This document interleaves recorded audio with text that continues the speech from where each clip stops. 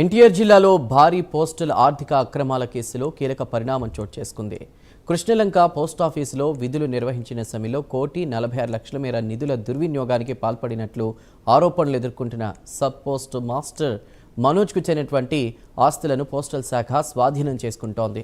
గతంలో విజయవాడలో 2 ఏళ్లను స్వాధీనం చేసుకున్న అధికారులు తాజాగా ఇబ్రహీంపట్నంలో మనోజ్ పేరుపై ఉన్న మరో ఇంటిని రెవెన్యూ పోలీస్ శాఖల సహకారంతో స్వాధీనం చేసుకున్నారు. అయితే ఈ ప్రక్రియ సందర్భంగా ఆస్తిని గతంలో సెల్ డీడ్ ద్వారా కొనుగోలు చేసిన ఆనందరావు ఆత్మహత్యాయత్నానికి ప్రయత్నించగా అధికారులు అడ్డుకున్నారు. దీంతో అధికారులు కుటుంబ సభ్యుల మధ్య తీవ్ర వాగ్వాదం చోటు చేసుకుంది. ఈ ఘటన మైలవరం నియోజకవర్గంలో కలకలం రేపుతోంది.